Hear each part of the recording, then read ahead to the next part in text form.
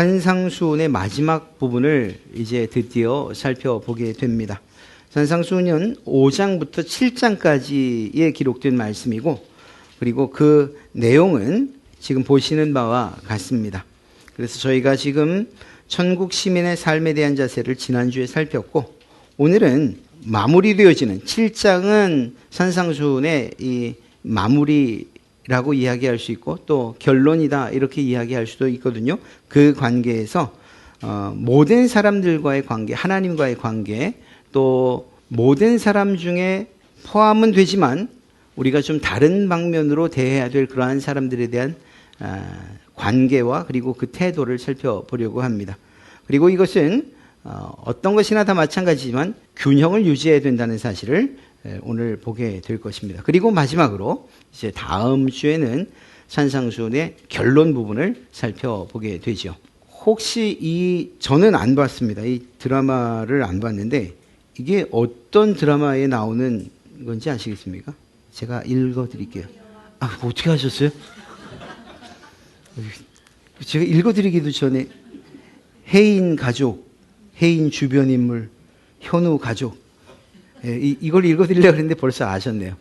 눈물의 여왕이라는 드라마라고 합니다. 다 끝났죠.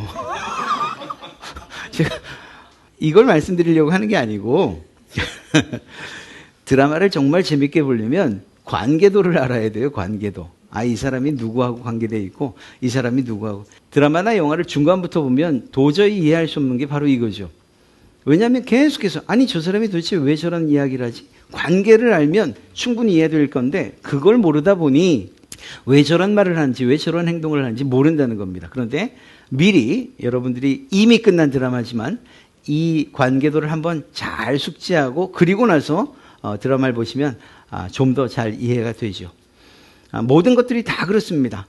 드라마나 영화만이 아니라 우리가 사람 사는 모든 관계, 모든 사람이 살아가는 모든 것들이 다 이렇듯 관계를 맺고 있습니다. 지금 보이는 사람들, 지금 여러분의 곁에 있는 사람들과는 우리가 관계를 맺고 있는 것 같지만, 그런데 가만히 생각해 보면 그 사람은 또 다른 사람과 또 다른 사람과, 그리고 돌고 돌다 보면 전혀 알지 못할 것 같던 그 사람이 나와 연결되어 있다는 사실들을 우리는 보게 되죠. 우리에게 있어서는 이러한 눈에 보이는 세상의 관계보다 더 중요한 관계들이 있습니다. 비록 문화적으로, 지리적으로, 시간적으로, 공간적으로 떨어져 있는 예수님을 믿는 사람들, 얼굴도 알지 못하고 생면부지의 사람들이지만, 그러나 우리는 그들을 가족이라고 부르죠. 가족의 관계 가운데 묶여 있기 때문입니다. 누구를? 하나님을 아버지로 부르는 그런 가족 말입니다. 그런 점에서 볼 때에 오늘 예수님께서 산상수훈의 마지막 부분에 이 관계를 정리해 주시는 부분은 우리의 공동체를 유지해 가는데 아주 중요한 그런 이슈가 될 것이고, 그리고 이 관계에 대한 태도를 우리가 분명히 할 때에 교회 공동체가, 그리고 여러분의 가정 공동체가 든든히 세워져 갈 것임을 우리는 보게 되고 또 배우게 될 것입니다.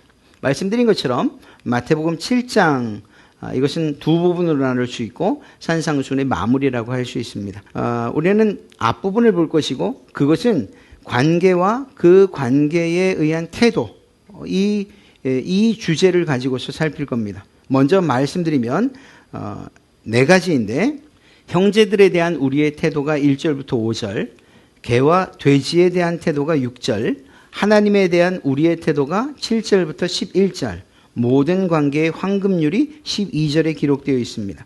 여기서 형제들에 대한 우리의 태도라고 할 때 이 형제들은 과연 무엇을 말하는가? 함께 생활하고 신앙하고 무엇보다 도울 책임이 있는 그런 사람들을 우리는 형제라고 일컬을 것이고, 그런 점에서 볼 때 우리 갈릴리 교회 공동체 안에 있는 바로 여러분들, 여러분 옆에 있는 그들과 우리가 어떤 관계에 있어야 하는가, 어떤 태도를 취해야 하는가 하는 것을 살펴볼 것입니다. 또한 개와 돼지라고 표현되어 있는데 실제 짐승을 이야기하는 것은 아닙니다. 동물적인 본성, 죄의 본성을 가지고 있는, 특히 하나님에 대해서 저항하고 그리고 하나님을 경멸하기까지 하는 그런 사람들에 대한 태도를 이야기할 것입니다. 그리고 마지막으로 타인에 대한 우리의 태도 그리고 우리의 행동에 대한 아주 기본적인 지침을 마지막으로 황금률로 제시하고 계신 것을 보게 됩니다. 이 네 가지를 우리가 좀 살펴볼 텐데 먼저는 형제들에 대한 우리의 태도입니다. 아주 심플합니다. 비판하지 말라는 거예요. 비판하지 말아라. 여러분의 곁에 있는 그가 누구이든지 간에 그가 아이든지 간에 어른이든지 간에 많이 배웠든지 그렇지 못하든지 간에 돈이 있든지 없든지 간에 비판하지 말라. 이것이 가장 중요한 핵심 메시지입니다. 교회 공동체를 한번 생각해 보시겠어요? 교회는 완전한가요? 저희 갈릴리 교회 완전한가요? 교회 건물이 정말 아름답고 그리고 웅장하고 편의성과 편리성을 갖춘 그러한 교회가 있다? 완전할까요? 그 어떤 교회도 완전할 수 없습니다. 이유는 당연한 한 가지예요. 죄인들이 모인 곳이기 때문이죠. 하나님의 은혜가 필요하고 하나님의 사랑이 필요하고 그 사랑을 나누는 곳이지 완전해져서야 들어올 수 있는 곳은 아니라는 것입니다. 그렇기 때문에 모든 교회는 완전할 수 없습니다. 그러다 보니 문제들은 항상 있을 수밖에 없어요. 아니 교회가 뭐 이래? 아니 그럴 수 있어요. 교회가 사랑이 없어. 그렇게 보일 수도 있고 그런 경우도 있어요. 내가 이런 교회라면 아니 그런 교회라니까요. 어느 교회나 다 마찬가지예요. A라는 문제가 없으면 B라는 문제가 있고 B라는 문제가 해결된 교회에서는 또 다른 C라는 문제가 생길 수 있다니까요.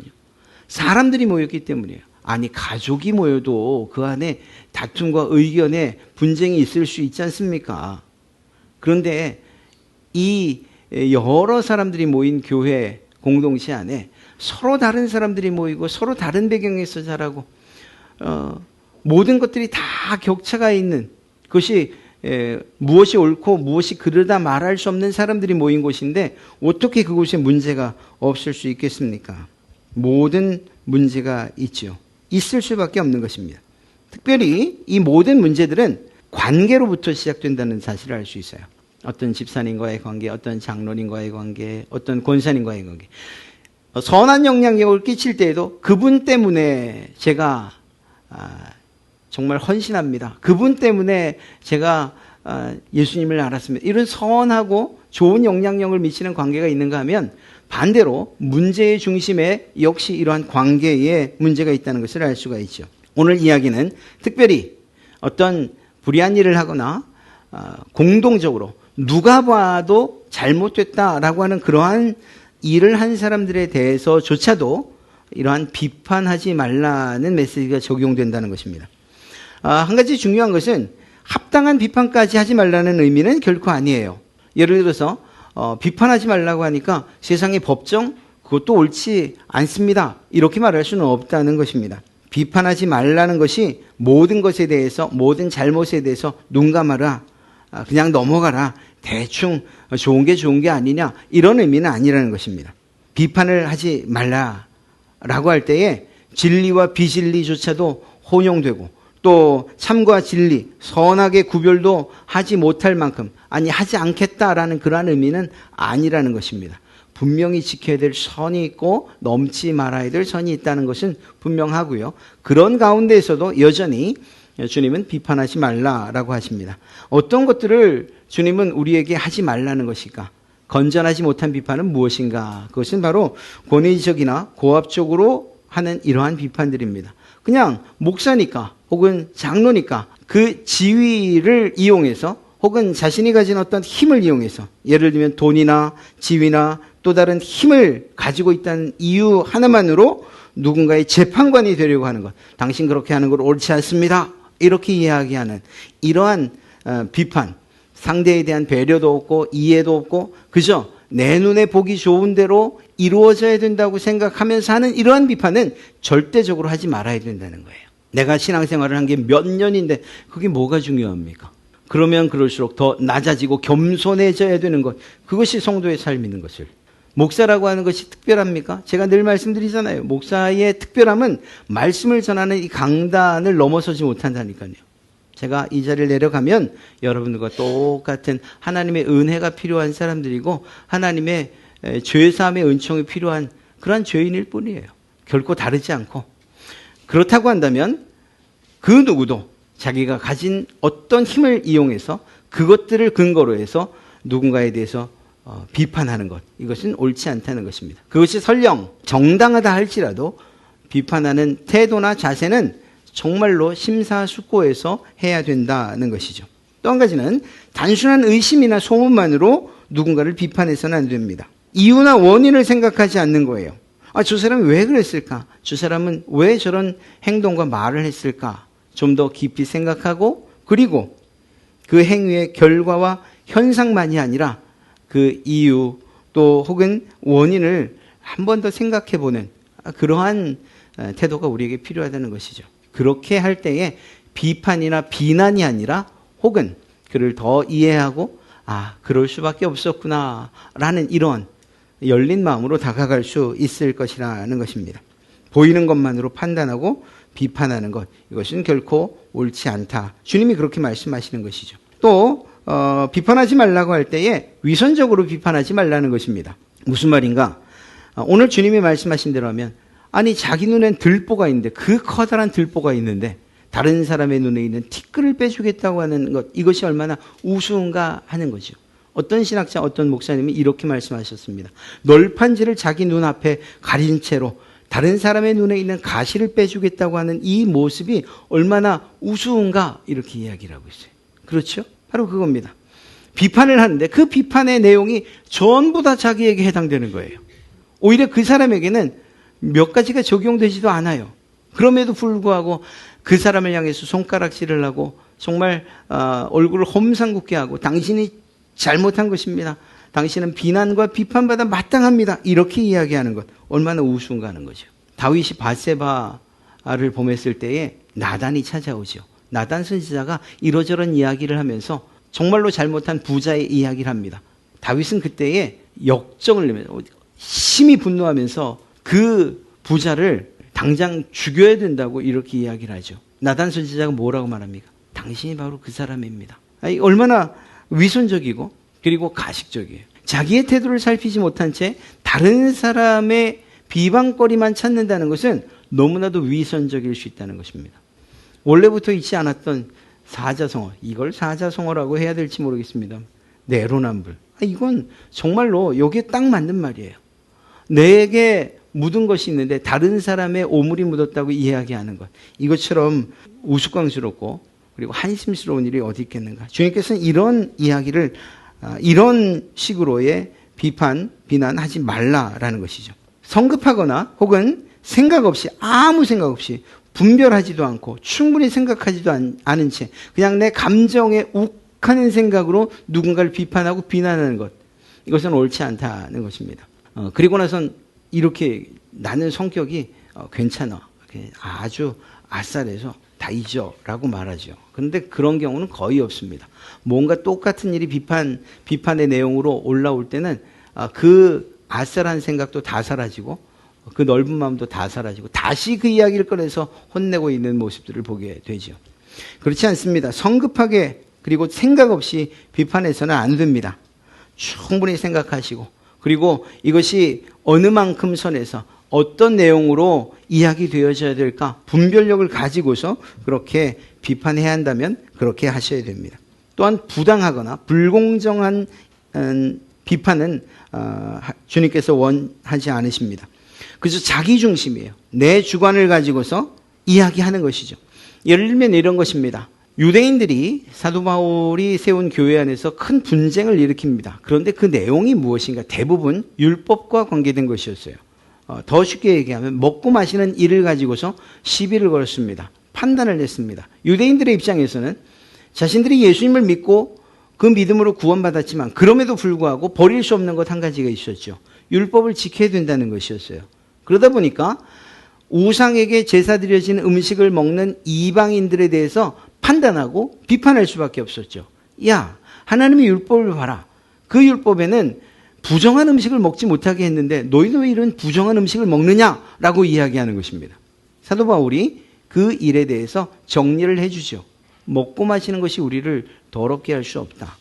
무엇이든지 믿음으로 먹고 하나님께서 우리에게 먹으라고 주신 것이니 그것을 가지고서 비난하고 비방하는 일은 옳지 않다. 특히 믿음으로 구원받는다는 이러한 믿음, 그러한 이 믿음을 가지고 있는 사람들, 그리고 내가 가르친 그 신앙, 그리고 그 복음의 진리는 먹는 것에 제한을 받거나 규제를 받거나 또 먹는 건 마시는 것으로 구원이 취소되는 일 없다. 이렇게 분명한 선을 그어주죠. 유대인들은 그러나 그 생각을 버리지 못해서 가는 곳마다 분쟁을 일으킵니다. 그렇습니다. 이건 매우 부당한 것이고 불공정한 것이죠. 이방인들의 입장에서 보면 얼마나 우습겠습니까? 아니, 사도 바울이 그리고 하나님의 말씀이 믿음으로 구원받는다고 했는데 그 믿음 외에 또 다른 행동을 해야, 할례를 받아야, 먹고 마시는 것들에 주의해야, 절개를 지켜야 구원받는다고 하니 이거는 진리의 복음이라고 이야기할 수 없는 것이죠. 그런 생각을 가지고서 잘하고 있는 이방인들을 비난하고 비판한 것입니다. 이건 부당하고 불공정한 것이죠. 무엇보다 비판을 해야 한다 하더라도, 비난해야 된다 하더라도, 이 비판을 무엇인가 판단해야 된다 하더라도 그때 너무 무자비하게 하지 마십시오. 정말 저 사람을 내가 밟아놔야 내가 올라갈 수 있다. 이런 생각을 가지고서 상대에 대한 비난을 시작하시면 안 됩니다. 그것은 과장될 수밖에 없고 용서의 마음이 일말도 없기 때문에 그것은 오히려 더 큰 죄, 그리고 상대방에겐 더 큰 죄책감을 갖게만 할 뿐입니다. 이것은 결코 도움이 되지 않습니다. 누군가를 정말 비판해야 될 일이 혹시라도 생긴다라고 한다면 빠져나갈 구멍을 좀 두십시오. 그리고 그 사람도 숨 쉴 수 있는 그러한 여지를 남겨두셔야 됩니다. 이런 방식의 비난을 하지 말라 하신 것입니다. 그렇다면 굳이 정말로 해야 될 그러한 비판이 있다면 그건 어떤 비판일까? 사랑의 마음 없이 비판하지 말라는 거예요. 그 사람을 정말 위하고 사랑하는 마음을 가지고 비판하세요. 그러면 그 비판의 톤도 그리고 그 음색까지도 바뀔 거예요. 태도는 당연히 바뀌죠. 누군가를 밟고 그리고 죽이고자 하는 마음을 가지고서 비판하는 그 사람의 말은 얼마나 날이 서 있는 칼과 같겠습니까? 찌르면, 들으면, 심장에 꽂히면 피가 나지요. 그리고 아플 겁니다. 고통스러울 겁니다. 그러나 정말로 사랑하는 부모님들이 자녀들을 대할 때에, 그들을 훈육할 때에 이런 마음으로 하지 않으십니까? 내가 너 잘 되기를 원하는 거다. 정말 사랑하기 때문에 하는 거다. 내가 하는 이 이야기가 너를 지금 아프게 할지 몰라도 그러나 너의 인생에 있어서 큰 도움이 된다. 그런 마음으로 훈계를 하고 훈육을 하죠. 그런 마음 말입니다. 하나님께서 이스라엘 백성들 그 죄를 벌하시고 그들을 비판하실 때에 정말 그들이 사라지기를, 그들의 죄값을 그대로 치르기를 원하셨다면 가나안 사람들 대하듯 혹은 아말렉 사람들 대하듯 아수라나 바벨론 사람을 대하듯이 그렇게 하나님은 대하셨을 것이고 그들은 멸망하여 사라지고 말았을 것입니다. 그러나 이스라엘 백성들이 그렇게 잘못을 해도 하나님에게는 그들을 사랑하는 사랑이 있었고 그들이 되돌아오기를 바라는 이러한 소망이 있었기 때문에 그들을 때리셔도 그들은 여전히 하나님의 자녀였고 그들은 하나님의 울타리를 벗어날 수 없는 그러한 하나님과의 관계가 있었다는 것이죠. 그런 것입니다. 여러분들이 누군가에게 할 수만 있다면 비판하지 않아야 하지만 정말로 해야 된다면 비판보다는 권면으로 그리고 무엇보다 사랑의 마음을 가지고 하셔야 됩니다. 또 한 가지 원칙이 있다면 타인을 비판하기 전에 자신을 먼저 돌아보는 일이 필요합니다. 내가 저 사람에게 이 이야기를 반드시 해야겠어 라고 한다면 그 이야기가 내게 해당이 되지 않는지, 적어도 누군가에 대해서 이것이 잘못입니다 라고 말할 때에 내가 동일한 잘못을 범하고 있지는 않아야지요. 만약에 그런 상황이 여러분들에게 벌어진다면 이렇게 생각할 거예요. 자기나 잘하지. 아마 그 생각 하나밖에 없을 거예요. 누군가가 힘을 가지고서, 지위를 가지고서, 그리고 물질을 가지고서 우리에게, 나에게, 여러분에게 훈계를 하고 있고 비난을 하고 있다. 혹은 부드러운 말로 권면을 하고 있다. 그런데 동일한 문제를 그가 가지고 있다면 그 훈계하고 권면하는 그 기간 내내, 그 시간 내내 자기나 잘하지. 자기나 잘하지. 나랑 똑같으면서, 아니 나보다 더 하면서 이런 이야기 하지 않겠어요? 단지 위계에 의한 그러한 고개를 숙이고 그 사람 말을 듣는 것처럼 그렇게 보일 뿐이지 그 사람의 마음엔 전혀 감동도 변화도 없다는 거예요. 그러니까 누군가를 비판할 상황들이 생긴다면 먼저 우리 자신을 돌아보는 그러한 지혜가 있어야 될 것입니다. 타인에 대한 비판 기준으로 비판당하는 거죠. 그렇습니다. 주님께서 말씀하신 것이 바로 이 이야기예요. 누군가에 대해서 당신은 이것이 잘못했습니다 라고 말하는데 동일한 비판으로 시간이 지나고 상황이 바뀌어서 내가 그 자리에 있을 수 있다는 생각을 해야 됩니다. 우리 모두 죄인이라는 사실들을 잊지 말아야 돼요. 아니, 나도 죄인인데 누구의 죄를 지적질하겠습니까? 저도 죄인인데 여러분들에 대해서 여러분들의 죄가 제가 지은 죄보다 무겁다고 누가 판단할 수 있겠습니까? 죄의 경중이 어디 있습니까? 다 하나님 앞에 용서와 그리고 또한 그분의 사죄의 은총을 받을 그것이 필요한 사람들일 뿐이라는 사실을 잊지 마십시오. 그렇다고 한다면 주님의 말씀이 맞아요. 형제간에 비판하지 않는 것이 옳습니다. 좋은 말로 권면을 하겠다? 그때도 마찬가지예요. 이 원칙은 다 지켜져야 돼요. 권면, 말은 부드럽죠. 그런데 그 안에 날선 칼날과 같은 비판이 있고 비난이 있다면 그건 결코 이름만 권면이지 권면이 아니에요. 상대방은 엄청난 상처를 받고 그리고 사람에게서 받은 상처 때문에 하나님을 떠나는 일까지도 생길 수 있다는 것을 꼭 기억하십시오. 그래서 교회 안에서 성도들을 향한 비판 그리고 수위가 높아져 비난하는 일들은 결코 없어야 된다. 혹여 그런 일들이 생긴다. 그런 마음이 생긴다면 먼저 저에게 좀 찾아와 주시기 바랍니다. 그래서 직접적으로 부딪히거나 문제가 되지 않도록 하는 것. 그것이 우리 성도들의 지혜라 할 수 있습니다. 두 번째는 개와 돼지에 대한 태도인데요. 이것은 분별해서 피하라 이렇게 이야기하고 있습니다. 중요한 것은 개와 돼지가 도대체 뭘 의미하냐, 누굴 의미하냐 하는 거겠죠. 적어도 이 개와 돼지를 이야기할 때 혹시 이방인을 개처럼 취급했다는 이 생각 때문에 이방인들이 아니겠느냐? 이것은 아닙니다. 왜냐하면 단순히 이방인이나 불신자는 아닌 이유가 무엇이냐? 하나님께서 이방인들에 대한 태도를 어떻게 취하셨는가 하는 것을 보면 알 수 있습니다.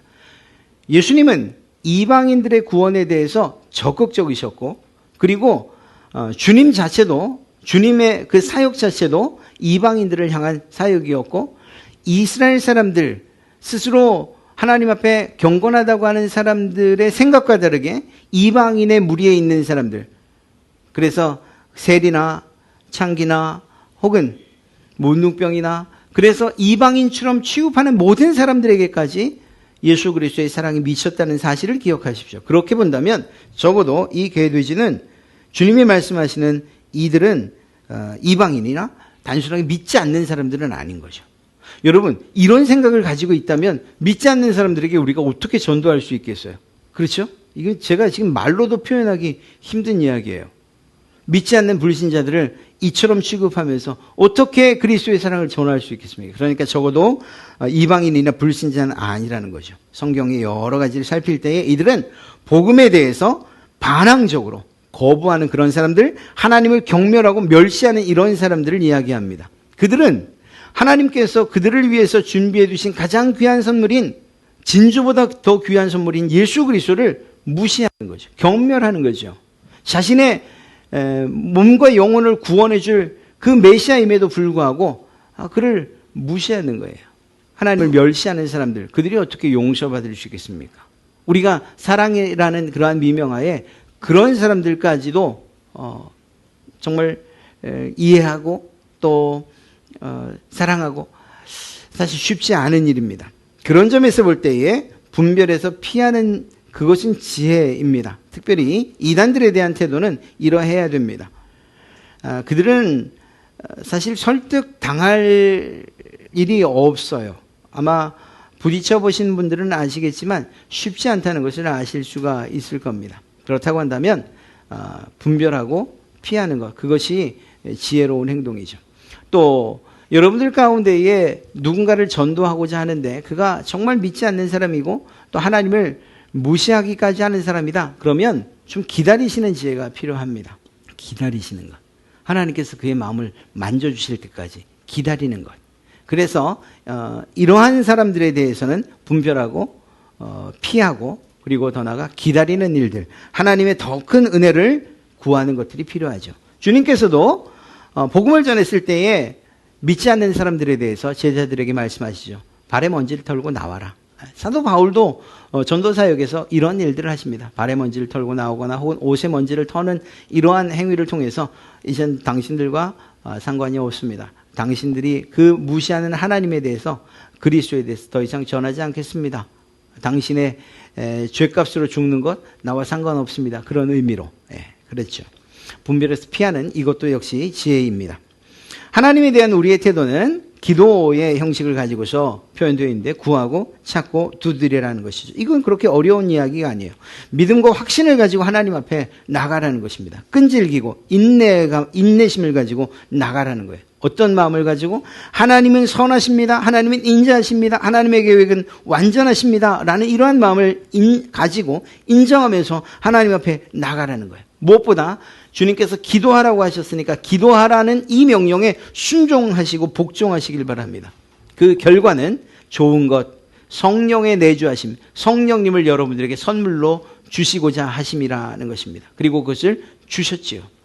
그런 점에서 하나님 앞에 나갈 때 두려움을 가지고, 또 하나님께서 이러한 기도 응답하실까? 의심 가지고, 두 마음 가지고 하나님 앞에 나가지 마시고 하나님의 선하심과 인자하심, 그분의 계획하심, 섭리를 믿고 나가는 거예요.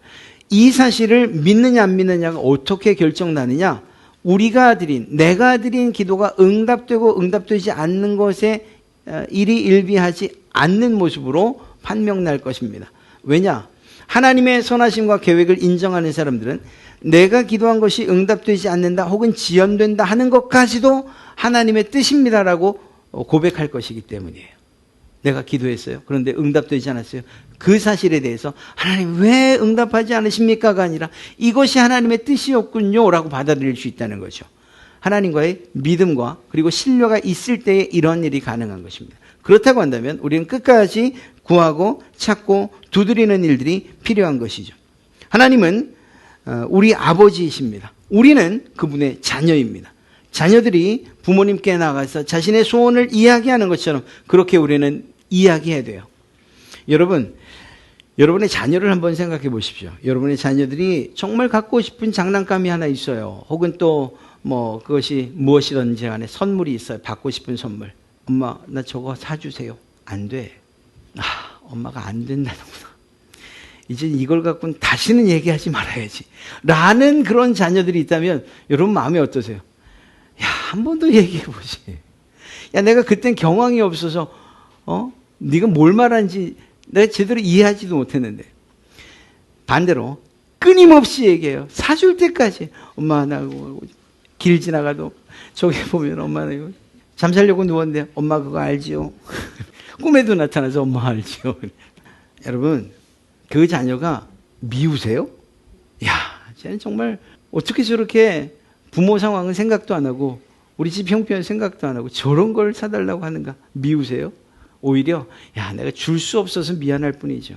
그러나 하나님 아버지는 그렇지 않잖아요. 여러분의 모든 것들을 주실 수 있는 분이시지 않습니까? 오히려 우리가 기도하고 마땅히 구하는 것이 맞아요. 구하시고 찾고 두드리는 것 하나님께서 기뻐하신다 생각한다면 우리가 마땅히 그러해야 하지 않겠습니까? 하나님과 여러분의 관계가 그렇다는 거예요. 아버지와 자녀의 관계 말입니다. 마지막으로 모든 관계에는 황금률이 있습니다. 이건 앞서 이야기한 것 모두 마찬가지예요. 대접받고자 하는 대로 남을 대접하라는 것입니다. 여러분, 이것이 사람에게만 해당된다고 생각하지 마세요. 하나님에게도 마찬가지입니다. 하나님에게 대접받고 싶으시면 하나님을 대접하십시오. 하나님을 존중히 여기십시오. 존귀히 여기십시오. 하나님께서 여러분들을 높이실 것입니다. 하나님을 멸시하거나 무시하신다면 하나님께서도 여러분을 경멸할 것입니다.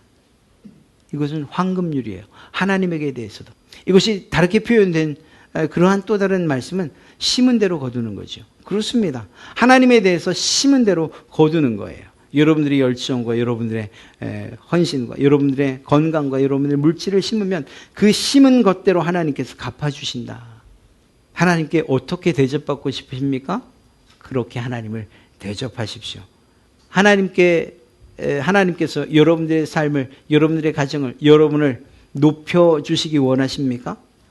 존중받기 원하십니까? 그렇다면 우리 역시 그 하나님을 존귀히 여겨야 됩니다. 타인에 대한 행동, 우리의 행동의 기준은 바로 나여야 한다는 거예요. 내가 다른 사람들을 대하는 기준이 되어야 된다는 거죠. 그냥 쉽게 표현하면 이것입니다. 나를 이렇게 대접해주면 참 좋겠다. 여러분들이 누군가에 대해서 저 사람이 나를 이렇게 대접해주면 참 좋겠다. 이렇게 대해주면 참 좋겠다. 라고 하는 그대로 그에게 대하라는 것입니다. 누군가에게 또 많은 사람들에게 인사받기 원하십니까? 그럼 먼저 인사하시는 거예요. 네, 인사하시는 거예요. 칭찬받기 원하십니까? 먼저 칭찬하시는 거죠. 네. 또 누군가에게 인정받고 싶으시다면 그러면 누군가를 인정하세요. 옆에 있는 그분들을 먼저 인정하세요. 그냥 그렇지 않아도 그냥 인정하세요. 그 사람은 그 인정받은 대로 변화될 것이고 여러분은 그 사람에게서 인정받게 될 것이기 때문입니다. 존중받고 싶으십니까? 사랑받고 싶으십니까? 그러면 사랑하시고 존중하시고 존귀히 여기세요. 높여주세요. 환대받고 싶으시면 그렇게 환대하세요. 선물 받고 싶으시면 선물하세요. 누구에게나 내가 받고 싶은 대로, 내가 대접받고 싶은 대로 그대로 대해 주시면 됩니다. 목사님 안 그렇던데요. 그럴 수도 있어요. 사람이 어떻게 다 똑같겠습니까? 그런데 그때는 걱정하지 마십시오. 하나님께서 갚아주실 것입니다. 그런 점에서 볼 때 나에게는 좀 인색하셔도 괜찮아요. 그러나 다른 사람들에게는 좀 관대하게 대하시고 그 기준의 폭을 내게는 좀 좁게, 그러나 다른 사람에게는 그럴 수도 있지. 이해하는 마음으로 좀 넓게. 사랑하는 성도 여러분, 주님께서 우리를 어떻게 대하셨는가를 한번 생각해 보시면 이 말씀은 우리가 잊을 수 없는 말씀이에요. 하나님께서 우리를 구원하기로 작정하셨을 때 엄청난 기준을 세우시고 정말 좁은 기준을 세우시고 높은 커트라인을 세우셨다면 구원받을 사람이 어디 있겠어요? 로마서의 사도 바울이 이야기하는 대로 한다면 우리가 죄를 지을 수밖에 없는 그러한 연약할 때에, 우리 본성적으로 죄를 지을 수밖에 없는 그런 때에, 그리고 그 본성 때문에 하나님과 원수되었던 그때에, 그래서 아무 자격 없는 그때에 우리에게 예수님을 보내셨고 그 예수님을 십자가에 못 박히도록 내주셨던 거예요. 주님이 우리를 그렇게 대하셨다니까요. 1만 달란트 빚진 자를 용서하시는 것처럼 그렇게 우리를 용서해 주시고 그렇게 대접해 주셨어요. 그렇다고 한다면 천금을 주고도 바꿀 수 없는 그러한 은혜를 입었다면 그러면 다른 사람에 대해서 은혜를 베푸는 일들, 내게 좀 큰 손해가 있어도 그렇게 해야 되지 않겠습니까? 놀랍게도 하나님은 그 일을 기억하셔서 그 사람을 통해서나 또 다른 사람을 통해서나 아니면 하나님께서 직접 그 은혜를 갚으시고 또한 우리를 높이시고 우리를 존귀히 여기시는 그러한 일들, 그러한 선물을 주시겠다고 약속하고 계신 것입니다. 다른 사람들에게 대접받고자 하는 대로 그 사람을 대접하십시오. 참 저는 이런 시간을 통해서 제 이야기하는 게 참 부끄러워요. 제가 집사람을 처음 만났을 때 그 어머니를, 그러니까 장모님을 처음 뵌 게 졸업식 때였어요. 집사람이 졸업식 때였죠. 근데 눈 한 번을 안 마주치시네요. 정말로요. 아니 가서 이렇게 있으면 친구인가? 이렇게 한번 쳐다봐 주셨어요. 정말로 눈을 한 번 안 마주쳐주셨어요. 그래서 제가 나중에 결혼한 다음에 이게 억울해서 눈물 나는 겁니다. 결혼한 다음에 아니 어머니 왜 그러셨어요? 그랬더니 아니 한 번 좀 쳐다봐 주시지. 그랬더니 키가 작아서. 그래서 제가 그때 마음을 먹어요. 그러시다면 좋습니다. 속으로 그랬습니다. 사위가 5인데 5명 중에서 내가 어머니 사랑을 제일 많이 받는 사위가 한번 돼보겠습니다. 참 감사하게도 많이 믿어주셨어요. 그리고 사랑해 주셨고, 그리고 정말 제 딴에는 제가 제일 사랑받는 사위였다 이렇게 자부할 만큼 그런 장모님과의 관계가 형성이 됐습니다. 제가 그때 억한 마음에 사람 작은 거 그렇게 저도 그렇게 하겠습니다. 장모님 이미 결혼했는데 어떻게 하시겠어요? 막 이랬다면 그랬다면 제가 그분 마지막 영정 앞에서 막 후회하며 울었을 거예요. 근데 그러지 않았어요. 얼마나 감사한 일인지 알 수 없어요. 여러분들을 좀 무시하고 때론 또 하대하고 저 사람이 나를 얼마나 알길래 저런 이야기를 하지? 라고 생각이 드는 사람이 있어도 그 사람 말고 하나님께서 갚으신다 하는 생각을 가지고 그분에게 선대하십시오. 하나님께서 여러분들을 선하게 대우하시고 또한 은혜롭게 대하실 줄로 믿습니다. 오늘 이 이야기들 마지막으로 결론 삼아 이야기 드린다면 누군가의 재판관 노릇하려고 하지 마십시오. 심지어 여러분의 자녀들에 대해서도 재판관이 아니라 협력자, 조력자가 되어 주십시오. 교회 성도들은 당연히 마찬가지고요. 악한 사람들에 대해서는 분별해서 피하십시오. 그들과 싸워서 이기는 것, 그건 이기는 게 아닙니다. 오히려 그들의 마음이 더 다치게 하고 예수님과 멀어지게 하는 일일 수도 있어요. 하나님을 신뢰하고 그리고 구하십시오. 두드리십시오. 하나님이 열어주실 때까지 두드리십시오. 그리고 찾으십시오. 하나님께서 여러분의 눈에 발견되게 하실 것이기 때문입니다. 왜? 하나님은 여러분의 아버지시니까. 그 믿음을 가지고 그 관계가 깨지지 않도록 주님 앞에 더 가까이 기도하며 나가시기 바랍니다.